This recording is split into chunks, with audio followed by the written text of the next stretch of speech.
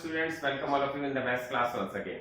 आज हम स्टार्ट कर रहे हैं एक्सरसाइज 7.6 का क्वेश्चन नंबर 6। इसको देखते हैं इसमें हमें क्या दिया हुआ है और क्या करना है। इसमें कहा गया है piece of wire 7/8 metre long broke into two pieces.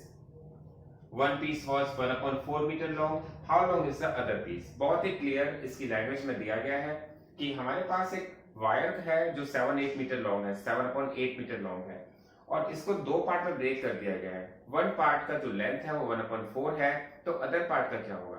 तो देखते हैं इस क्वेश्चन को कैसे करते हैं। सबसे पहले देखते हैं total length of the wire कितना है। Total length of wire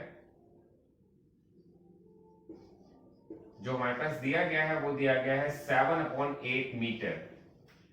length of the first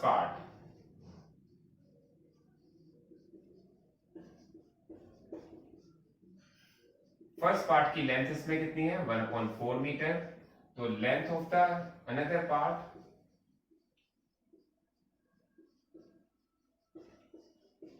देखिए, आप एक बार बहुत क्लियर समझिए। हमारे पास एक लेंथ ऑफ वायर है जिसकी टोटल लेंथ दी गई थी 7/8 मीटर। 7/8 मीटर में से 1/4 मीटर का हमने एक पीस अलग कर दिया। अदर पीस की लेंथ हमें फाइंड करने के लिए क्या करना पड़ेगा, और आप इसको अब तक समझे होंगे, इसमें हमें सबट्रैक्शन करना पड़ेगा। अगर हम टोटल वायर में से 1/4 मीटर माइनस कर देते हैं तो हमारे पास ये माइनस होकर के अदर लेंथ जो उसकी है वो फाइंड हो जाएगी। तो माइनस कैसे किया हमने, 7/8 में से 1/4 को माइनस किया है और फिर हमें क्या करना पड़ेगा, एलसीएम लेना पड़ेगा। 8 और 4 का जो एलसीएम होगा वो 8 आएगा। ये आप सबको समझ में आ जाना चाहिए। अब देखेंगे 8 1 जा 8, देन 7 1 जा 7, देन 4 2 जा 8, देन 1 2 जा 2 और आपके पास इसका आंसर आ जाएगा 5/8 मीटर। यही इसका आंसर होगा। बहुत ही क्लियर, बहुत ही इजी क्वेश्चन है ये। अब देखते हैं क्वेश्चन नंबर 7। अब देखते हैं इसका 7 क्वेश्चन में क्या दिया हुआ है। 7 क्वेश्चन में दिया हुआ है Nandini's house is 9/10 kilometre from her school.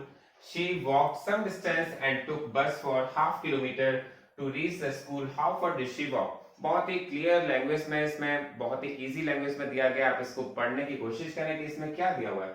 इसमें दिया हुआ है कि नंदिनी का जो हाउस है वो उसके स्कूल से 9/10 किलोमीटर दूर है। जो टोटल डिस्टेंस है स्कूल की और घर की वो है 9/10 kilometre. She walk some distance, वो कुछ डिस्टेंस पैदल चलती है।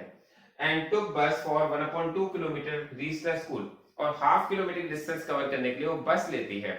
तो उसे वो कितना पैदल चलती है ये आपको बताना है। तो आप यहां से देखिए कि ये नंदिनी का हाउस है, यहाँ नंदिनी को पहुंचना है। जो टोटल डिस्टेंस है स्कूल से हाउस की वो है 9/10 किलोमीटर। 9/10 किलोमीटर की डिस्टेंस है नंदिनी के हाउस की, नंदिनी के स्कूल से। तो यहां पर वो जब घर से चलती है तो थोड़ा से वॉक करके जाना पड़ता है। सपोज वो यहां से यहां तक वॉक करके गई है और उसके बाद उसे डिस्टेंस कवर करनी है। जो हाफ किलोमीटर की डिस्टेंस है वो डिस्टेंस कवर करती है। कैसे कवर करती है, बस से कवर करती है। तो आपसे कहा वो पैदल कितना चलती है, वॉक करके कितना जाती है। तो हमने लिखा total distance from house to school। यहां पर हमारे पास दिया 9/10 किलोमीटर। ये हमने पहली स्टेटमेंट लिखी है। फिर लिखा है कि she covers distance from bus। वो बस से कितना डिस्टेंस कवर करती है, बस से वो डिस्टेंस कवर करती है 1/2 किलोमीटर। तो she covers distance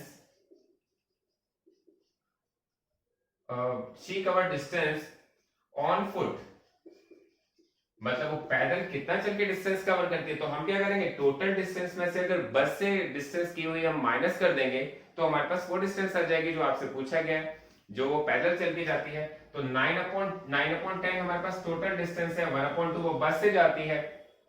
तो अगर हम इसमें से इसको सबट्रैक्ट कर देंगे तो हमारे पास इसका आंसर आ जाना चाहिए। आप देखिए सबट्रैक्शन कैसे करते हैं। आप सबट्रैक्शन करें या हम इसको एडिशन करते हैं, दोनों ही केस में हमें इनका एलसीएम लेना पड़ता है। और देखते हैं 10 और 2 का एलसीएम 10 आता है। अगर आपको कंफ्यूजन है इसका एलसीएम फाइंड करेंगे तो पहले एलसीएम आप अलग से फाइंड करना देखें। एलसीएम कैसे फाइंड किया जाता है आपको मैं ऑलरेडी बता चुका हूं कि 2 और 10 का एलसीएम लेना है, 2 1 2, 2 5 10, फिर 5 से करेंगे तो 1 and 1, तो इसका एलसीएम आएगा 2 5 10। अब आप देखेंगे 10 का 10 से डिवाइड करेंगे तो 10 1 10, तो 9 1 9 आ जाएगा, एंड 2 5 10, तो 1 5 5 आ जाएगा। आपके पास इसका 9 में से 5 माइनस होगा 4 अपॉन 10 आ जाएगा, और हम इसमें डिस्टेंस जो हमारे पास यूनिट दे रखी है डिस्टेंस की वो किलोमीटर दे रखी है, तो हम इसमें किलोमीटर लगा लेंगे।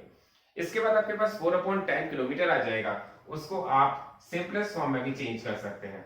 सिंपलेस्ट फॉर्म में कैसे चेंज कर सकते हैं? आपको कोई ऐसी नंबर ले सकते हैं जिसमें दोनों डिजिट आती हो, तो वो 2 की टेबल ले सकते हैं, 2 2 4 एंड 2 5 10, तो इसका आंसर आएगा 2 अपॉन 5 किलोमीटर। ये इसका आंसर है। इसके बाद अब देखेंगे क्वेश्चन नंबर 8। अब देखते हैं इसका क्वेश्चन नंबर 8। क्वेश्चन नंबर 8 में आपको दिया है Asha and Samuel have book shelves of the same size partly filled with books. Asha's shelf is 5 upon 6 full and Samuel's shelf is 2 upon 5 full. Whose bookshelf is more full by what fraction? इस question में कहा गया है आशा और Samuel दो students हैं और दोनों के बुक्स रखे हुए हैं बुक शेल्फ में, और दोनों के बुक शेल्फ जो है वो इक्वल साइज के हैं, सेम साइज के हैं। मैंने यहाँ पर देखा है कि यहाँ पे दो मैंने पिक्चर बना दी है, ये आपको केवल समझाने के लिए बनाई है, आपको जरूरी नहीं है कि आप अपने नोटबुक में न बनाएं, लेकिन समझने के लिए बहुत जरूरी है। आशा का बुक शेल्फ है और ये सैमुअल का बुक शेल्फ है। ये जो आशा का बुक शेल्फ है वो कंप्लीटली फिल्ड है 5/6 पार्ट। इसका मतलब इसमें 5/6 पार्ट में बुक्स रखी हुई हैं, और ये है सैमुअल का बुक शेल्फ जो 2/5 पार्ट फुल है, और बाकी का पार्ट खाली है। मतलब इसमें 2/5 पार्ट्स में बुक्स रखी हुई हैं। तो आपसे कहा गया किसकी बुक्स ज्यादा रखी हुई हैं, whose bookshelf is more full, किसका बुक शेल्फ ज्यादा फुल है। इसका मतलब आपको कंपैरिजन करना है। तो कंपैरिजन करने के लिए आप यहां पर क्या लिखेंगे, यहां पर लिखेंगे सबसे पहले आशा, और यहां पर लिखेंगे आप सैमुअल। सबसे पहले देखेंगे आशा का बुक शेल्फ कितना फुल है, 2/5 फुल, और सॉरी आशा का बुक शेल्फ है 5/6 फुल। आशा का बुक शेल्फ है 5/6 फुल, और सैमुअल का बुक शेल्फ है 2/5 फुल। अब आपको इसके बीच में कंपैरिजन करना है, और जब भी कंपैरिजन करना होता है मैंने आपको बताया था कि यहां पर आपको एक बॉक्स लगा देना होता है। आप देखेंगे 5/6 और हमारे पास एक बीच में बॉक्स रखा हुआ, ये है 2/5। तो यहां पर आप इसको कंपैरिजन कैसे करेंगे? जब भी हम किसी टू फ्रैक्शंस का कंपैरिजन करते हैं, मैंने आपको बहुत क्लियरली बताया था कि इन दोनों के डिनोमिनेटर्स को सेम करना बहुत जरूरी है। जब तक आप डिनोमिनेटर्स को सेम नहीं करते हम कंपेयर नहीं कर सकते। तो इनको कंपैरिजन करने के लिए मैंने इसमें 5 into 5 का मल्टीप्लाई कर दिया है, और मैंने यहाँ पर 6 into 6 का मल्टीप्लाई कर दिया। आप किसी भी नंबर का मल्टीप्लाई कर सकते हैं, जो भी नंबर का मल्टीप्लाई करेंगे सेम होना चाहिए न्यूमरेटर एंड डिनोमिनेटर में। तो आप देखेंगे इसके डिनोमिनेटर का मल्टीप्लाई यहां कर दिया और इसके डिनोमिनेटर का मल्टीप्लाई यहां कर दिया। आप देखेंगे 5 5 25, 6 5 30, और यहां पर 6 2 12 एंड 5 6 30। आप देखेंगे किसका बुक शेल्फ ज्यादा फुल है, किसका बुक शेल्फ ज्यादा। तो यहां पर क्लियर पता चल रहा है कि आशा का बुक शेल्फ ज्यादा फुल है, तो हम लिखेंगे whose book shelf is more full. आपसे पूछा गया था, तो आप लिखेंगे Asha's book shelf is more full। लेकिन इसमें एक क्वेश्चन और ऐड कर दिया है, by what fraction, कितने फ्रैक्शन आशा का जो बुक शेल्फ है ज्यादा फुल है। तो इट मींस जो मैक्सिमम वैल्यू जो ज्यादा ग्रेटर वैल्यू होती है आप उसमें से स्मॉलर माइनस कर दीजिए, तो हम कहेंगे मोर फ्रैक्शन इज फुल। ये आपको फाइंड करने के लिए क्या करना पड़ेगा, ज्यादा वैल्यू में से कम वैल्यू माइनस कर दीजिए, मतलब जो ग्रेटर वैल्यू है उसमें से स्मॉलर माइनस कर दीजिए। जैसे मैं आपको एक एग्जांपल देके बताऊंगा अभी, 25/30 में से आप माइनस करेंगे 12/30, तो इनमें से माइनस करेंगे तो 30 एलसीएम आ जाएगा 25 - 12, और इसमें से हम माइनस करेंगे 25 में से 12, तो आपके पास आ जाएगा 13/30। तो ये इसका आंसर होगा। जैसे मैं आपको एक एग्जांपल दे रहा था, मैंने कहा कि सपोज आशा के बुक शेल्फ में, आशा के जो बुक शेल्फ है उसमें 10 बुक्स हैं और सैमुअल के बुक शेल्फ में 6 बुक है, तो हम कहेंगे ज्यादा किसके में है, तो हम कहेंगे आशा के में ज्यादा है। कितनी ज्यादा है तो हम क्या करके बताएंगे, 10 में से 6 को माइनस करेंगे तो हम कहेंगे 4, लेकिन यहाँ वैल्यू फ्रैक्शन में दी गई है, लेकिन कॉन्सेप्ट वही सेम यूज हो रहा है जो हम पहले करते थे। ठीक है, इसके बाद देखते हैं क्वेश्चन नंबर 9। आप देखते हैं इस चैप्टर का लास्ट क्वेश्चन और इस एक्सरसाइज का भी लास्ट क्वेश्चन, ये कंप्लीट होते ही आपका पूरा चैप्टर कंप्लीट हो जाएगा। तो देखते हैं इसके लास्ट क्वेश्चन में क्या कहा गया है। आपसे कहा गया है Jaidev takes 1/5 minutes to walk across the school ground, Rahul takes 7/4 minutes to do the same, who takes less time and by what fraction. Question बिल्कुल सिंपल है और आपको बहुत अच्छी तरह समझ में आना चाहिए, क्योंकि ये क्वेश्चन की लैंग्वेज बहुत ही सिंपल दे रखी है आपको। आप इसको समझिएगा, इसमें कहा गया है कि स्कूल ग्राउंड है और स्कूल ग्राउंड के एक कंप्लीट राउंड लगाने में जयदेव को 1/5 मिनट्स लगते हैं।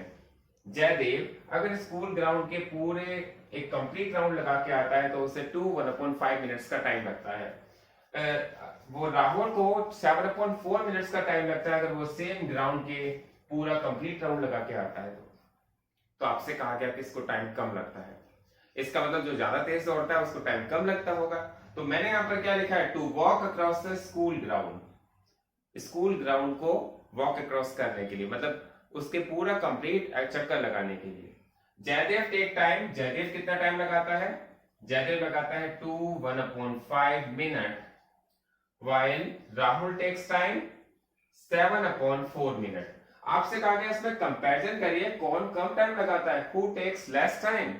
तो कम टाइम लगाता है, ज्यादा टाइम लगाता है, कभी भी दो वैल्यूज का, दो फ्रैक्शन का कंपैरिजन करना होता है तो वो बहुत अच्छी तरह आपको आता ही है। हम देखते हैं कैसे करते हैं। यहाँ पर ये मिक्स फ्रैक्शन है और ये इम्प्रॉपर फ्रैक्शन है, तो यहाँ पर इसको कैसे चेंज करते हैं, सबसे पहले इसको भी इम्प्रॉपर में चेंज कर लेते हैं। 5 2 10, 10 और 1 11, 11/5 और यहां पर आपने रखा है बॉक्स, ये है 7/4। मैंने आपको बताया जब भी टू फ्रैक्शंस का कंपैरिजन होता है उनके डिनोमिनेटर सेम होने चाहिए, और जब तक आप डिनोमिनेटर सेम नहीं कर लेते फ्रैक्शन का कंपैरिजन नहीं कर सकते। तो आपको क्या करना पड़ेगा, इसमें आप 4 और 4 का मल्टीप्लाई कर दीजिए। 11/5 में मैंने 4 का मल्टीप्लाई न्यूमरेटर में और 4 का मल्टीप्लाई डिनोमिनेटर में कर दिया है, और 7/4 में मैंने 5 का मल्टीप्लाई न्यूमरेटर और डिनोमिनेटर में कर दिया। देखिए ये 4 जो है इसका डिनोमिनेटर है, मैंने इसका मल्टीप्लाई यहां कर दिया। ये 5 इसका डिनोमिनेटर है, मैंने 5 का मल्टीप्लाई यहां कर दिया। आप देखेंगे 11 4 जा कितना होता है 44, और 5 4 जा कितना होता है 20, 7 5 जा होता है 35 एंड 5 4 जा होता है 20। तो यहाँ पर दोनों के डिनोमिनेटर सेम आ गए, और जब डिनोमिनेटर सेम होता है तो हमें बिल्कुल भी प्रॉब्लम नहीं होती है चेक करने में कि कौन सा ग्रेटर है कौन सा स्मॉलर। यहाँ पर देखा कि जो ज्यादा टाइम ले रहा है वो है जयदेव और जो कम टाइम ले रहा है वो है राहुल। तो यहाँ पर हमारे पास जो ग्रेटर का साइन आया है वो जयदेव का आया है, लेकिन पूछा क्या गया आपसे, हु टेक्स लेस टाइम। तो हमारा आंसर होना चाहिए यहाँ पर राहुल टेक लेस टाइम। लेकिन इसमें एक क्वेश्चन और ऐड कर दिया है, बाय व्हाट फ्रैक्शन।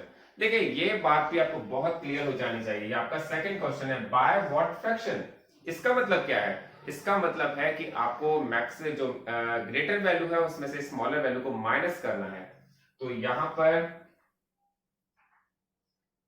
फ्रैक्शन निकालने के लिए आपको क्या करना पड़ेगा, आपको 44/20 में से माइनस करना पड़ेगा 35/20, और फिर आप जब माइनस करेंगे तो हम यहाँ पर क्या लिखेंगे, यहाँ पर एलसीएम आएगा 20, यहाँ पर लिखेंगे 44 माइनस 35, क्योंकि जब यहाँ पर भी 20 है और यहाँ पर भी 20 है तो यहाँ पर भी 20 आएगा। यहाँ पर 44 दिया 44 आएगा, 35 है 35 आएगा। 44 में से 35 माइनस करेंगे तो आएगा 9/20 मिनट। ये इसका आंसर होगा। दो आंसर होंगे इसके, फर्स्ट आंसर ये है, सेकंड आंसर ये है। आपका ये क्वेश्चन कंप्लीट हो जाना चाहिए और बहुत ही अच्छी तरह से आप इस चैप्टर को कंप्लीट कीजिए। बहुत ही इजी चैप्टर है। Thanks for watching this video.